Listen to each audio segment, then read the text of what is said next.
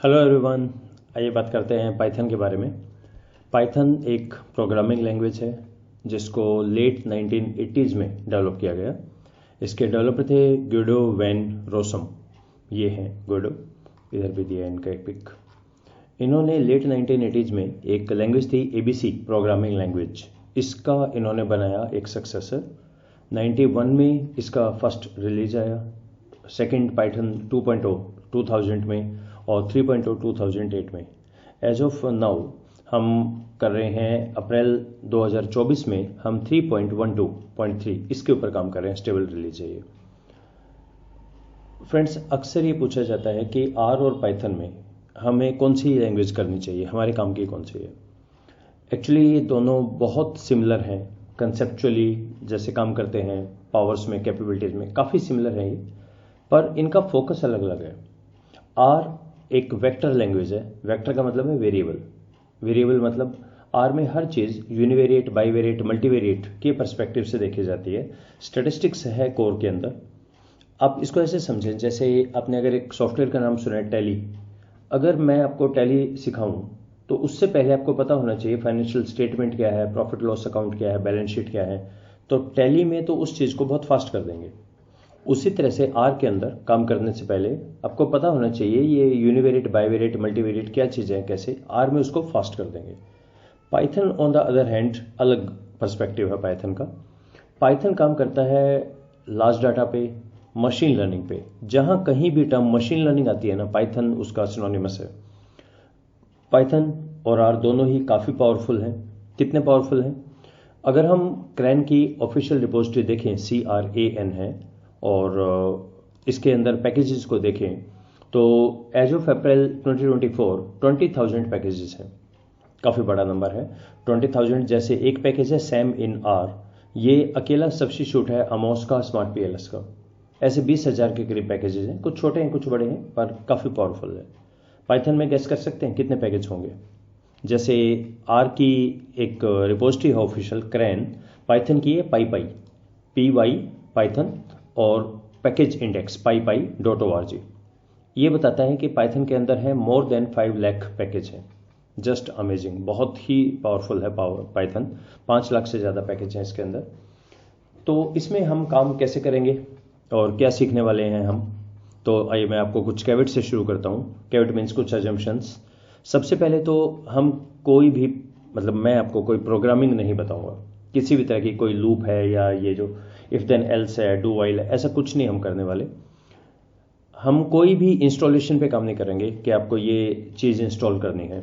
Actually मैंने देखे थे पहले, इंस्टॉल करके आपका सिस्टम स्लो हो जाता है। आपको पाइथन इंस्टॉल करना पड़ेगा, जुपिटर या एनाकोंडा, काफ़ी स्लो हो जाता है। तो हम ऑनलाइन काम करेंगे गूगल कोलैब के ऊपर। ये एक बहुत शानदार टूल है। काम हम 3 स्टेप्स में करेंगे। तो बेसिकली हमारे पास एक कोई भी फाइल होगी, किसी भी आपका फॉर्मेट हो, CSV, एक्सेल, SPSS, नोटपैड की फाइल, इवन टेक्स्ट फाइल, वो भी हम इंपोर्ट देखेंगे कैसे करना है। फिर डाटा हैंडलिंग होगी, means selecting particular rows and the columns कैसे करेंगे, और data analysis, univariate, bivariate, multivariate, इस सारे के ऊपर हम काम करने वाले हैं। फंडामेंटल पाइथन के आर जैसे ही हैं। जैसे आर के अंदर होता था एक लाइब्रेरी का कंसेप्ट है, आर में इसे पैकेज बोलते हैं, पाइथन में लाइब्रेरी। जैसे कुछ शायद आपने नाम सुना हो, पांडाज, सीबॉन, स्काईपाई, नमपाई, मैटप्लॉटलिब, ये कुछ पैकेजेस या लाइब्रेरीज हैं। लाइब्रेरीज में होते हैं फंक्शन, और फंक्शन के अंदर हम लिखते हैं आर्ग्यूमेंट्स। पाइथन आर से इस मायने में अलग है कि यहाँ एक लाइन में कोड लिखा जाता है। तो कैसे करेंगे? तो आइए सबसे पहले हम चलते हैं गूगल कोलैब पे। तो हम एक काम कर सकते हैं, हम गूगल से शुरू कर लेते हैं। अब गूगल के ऊपर लिखना है आपको गूगल कोलैब, COLAB। तो ये आपको ले जाएगा colab.research.google.com। यूज़र नेम पासवर्ड आपका वही जीमेल वाला ही चलेगा इसके अंदर। तो मैं साइन इन कर लेता हूँ 1 मिनट के लिए। तो साइन इन करने के बाद आपको ऐसा दिखेगा ये। तो आप क्लिक कर सकते हैं न्यू नोटबुक पे, और न्यू नोटबुक पे आपको ये पेज एक ब्लैंक गूगल कोलैब पे खुलेगा। ये मैं बाकी के टैब्स बंद कर देता हूँ, इनका काम कुछ नहीं है अब। तो ये इस तरह का हमारे पास खुल गया है।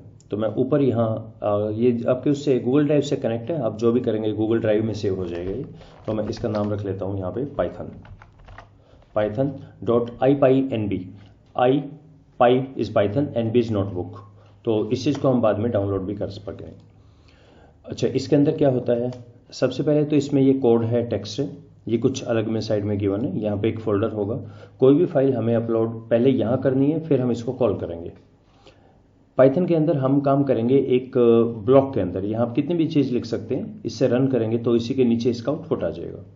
तो मैं सबसे पहले एक फाइल करता हूँ, ये आर स्टूडियो आर की फाइल है, इसका नाम है एम्प्टी कार्स। तो आई होप मेरे पास ये कहीं होनी चाहिए, और डॉक्यूमेंट्स में एम्प्टी कार्स एक्सेल की फाइल है।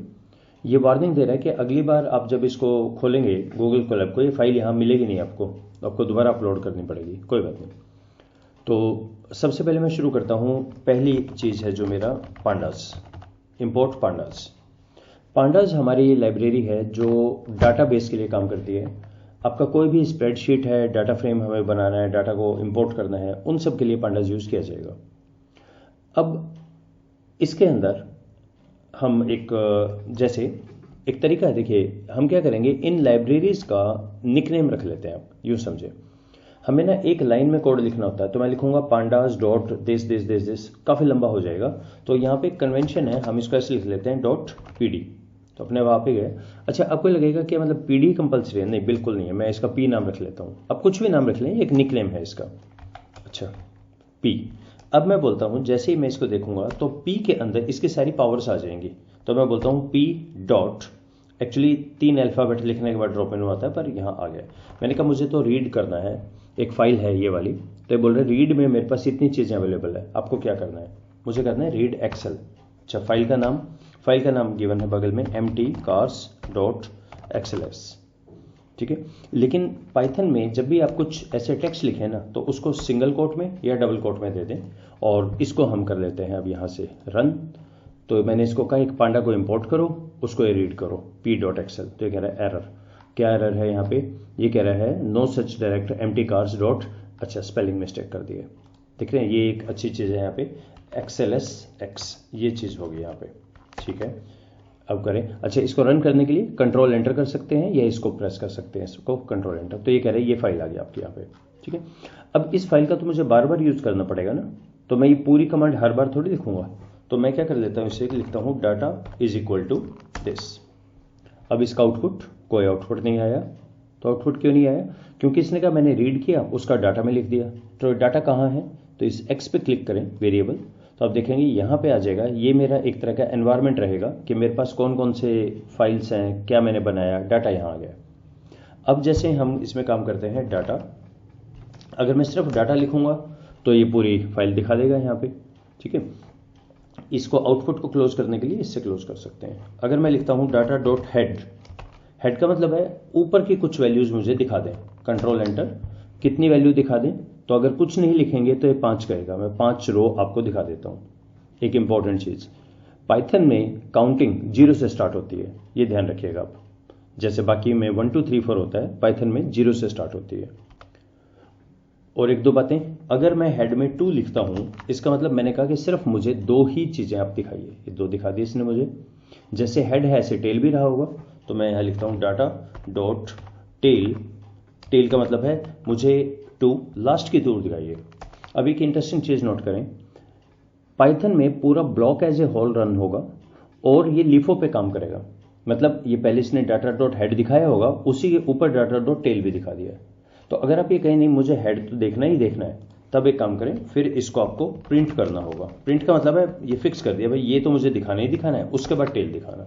तो पहले ये हेड दिखाएगा, फिर इसने टेल की दिखाई है, ऊपर की 2 फिर नीचे की 2।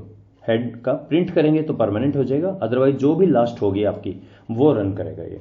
इसको साफ करने के लिए ऐसे, और अगला जो हम करेंगे वो न्यू कोड के अंदर करेंगे, न्यू आ जाएगा। आप इसको ऊपर ले जा सकते हैं, नीचे ले जा सकते हैं, डिलीट कर सकते हैं, क्योंकि यहाँ से डिलीट हो जाएगा, डिलीट कर सकते हैं। तो आगे का काम हम कैसे डाटा मैनेजमेंट करेंगे ये हम देखते हैं फिर नेक्स्ट वीडियो में। जैसे मैंने यहाँ रीड एक्सेल लिखा, आपने देखा था वहाँ रीड की सारी हैं चीज़ें, रीड डॉट CSV है, HTML है, लगभग सब तरह की चीज़ें आप रीड कर सकते हैं यहाँ से। तो कुछ और पैकेजेस हैं, कुछ और काम, वो देखते हैं नेक्स्ट वीडियो में। Let's stop here, thank you.